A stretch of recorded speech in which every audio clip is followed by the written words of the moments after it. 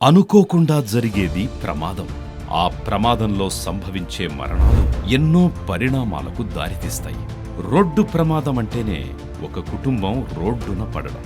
కలలో ఊహించనివి ప్రమాదంలాగే జరుగుతాయి. శ్రీకాకుళం గల్లీ నుంచి ఢిల్లీ వరకు, నిమ్మాడ నుంచి న్యూయార్క్ వరకు సాగిన విద్యాభ్యాసం, ఉద్యోగ ప్రయాణం అర్ధాంతరంగా ముగించి రావలసి వచ్చింది. తండ్రి రోడ్డు ప్రమాదంలో మరణించడంతో నూనూగు మీసాలు రాకముందే తలపండిన మేధావులతో రాజకీయాల్లో తలపడాల్సి వచ్చింది. అయినా తగ్గలేదు. తండ్రికి తగ్గ తనయుడు అనిపించుకున్నాడు. ఉత్తరాంధ్రలో మారుమూల పల్లెలో పుట్టిన, దేశ రాజధాని ఢిల్లీలో పార్లమెంటులో అనర్గళంగా హిందీ ఇంగ్లీష్లో మన హక్కుల కోసం నినదించే యువ గళం, జనస్వరం కింజరాపు రామ్మోహన్ నాయుడు. वो सारे चीजें गलत थे। स्पेशल कैटेगरी स्टेटस के लिए गलत जवाब देते, रेलवे जोन के लिए गलत जवाब देते, जो नेगेटिव डेफिसिट बजट के लिए जो पैसा मिलना चाहिए उसके लिए गलत जवाब देते। इंस्टीट्यूशंस की बात होती है, 11,000 करोड़ चाहिए जब ये 8 इंस्टीट्यूशन बनने के लिए, पर कितने दिए? 6,000 करोड़। जितने हुआ 5%। अगर इसी तरह 5% 4 साल में देंगे तो 100% कब होगा? 80 साल में। ये सब 80 साल में बनेगा तो कौन देखेगा? कौन बच्चा ग्रेजुएट करेगा उसमें से? सर, एक नया ट्रेन विशाखापट्टनम से लेकर वाराणसी तक होना चाहिए, ये डिमांड भी काफी सालों से है सर। गोदावरी डिस्ट्रिक्ट्स और विशाखापट्टनम, विजयनगरम, श्रीकाकुलम, इन सब लोगों, लगभग 1 करोड़ लोग हैं सर। उन सबकी आशा है कि एक नया ट्रेन विशाखापट्टनम से वाराणसी। తెలుగుదేశంలోనే రాజకీయ నేతగా పుట్టి తెలుగుదేశం పార్టీ ప్రోత్సాహంతో కేంద్ర మంత్రిగా ఎదిగిన కింజరాపు ఎర్రన్నాయుడు హఠాన్ మరణంతో రాజకీయ రంగ ప్రవేశం చేసిన తన తనయుడు కింజరాపు రామ్మోహన్ నాయుడు ఉంగరాల జుట్టువాడు, 3 భాషల్లో పట్టున్నవాడు, దేశ ప్రపంచ రాజకీయాలపై స్పష్టమైన అవగాహన కలిగినవాడు, యువకుడు, విద్యావంతుడు, వాగ్ధాటితో ప్రభుత్వ పెద్దల్ని మెప్పించే చాతుర్యం కలిగినవాడు కింజరాపు రామ్మోహన్ నాయుడు. కింజరాపు ఎర్రన్నాయుడు విజయకుమారి దంపతులకు 1987 డిసెంబర్ 18న ఆంధ్రప్రదేశ్ రాష్ట్రం శివారులో శ్రీకాకుళం జిల్లా నిమ్మాడ గ్రామంలో రామ్మోహన్ నాయుడు జన్మించారు.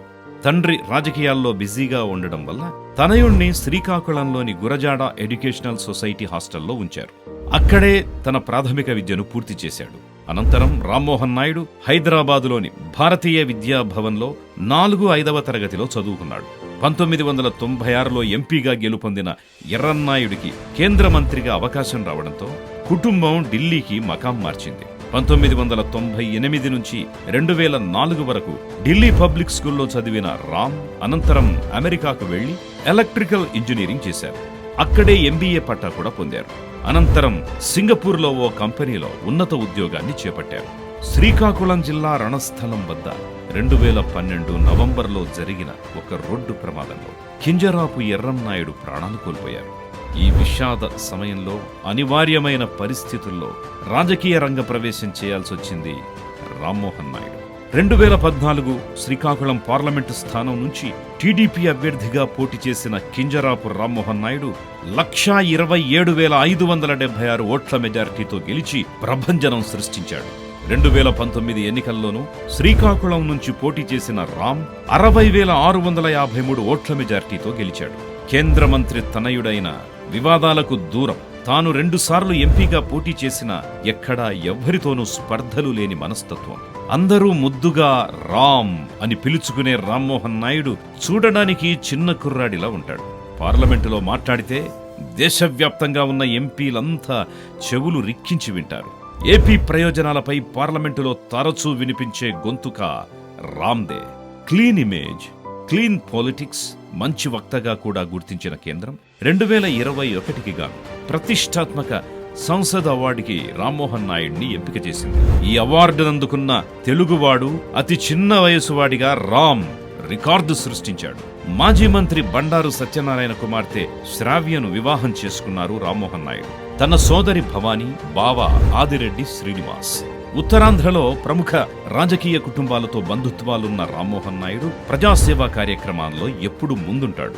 శ్రీకాకుళం వాసులకు ఏ దేశంలో అన్యాయం జరిగినా, ఏ సహాయం కావాలన్నా ముందుగా స్పందించేది రామ్మోహన్ నాయుడే.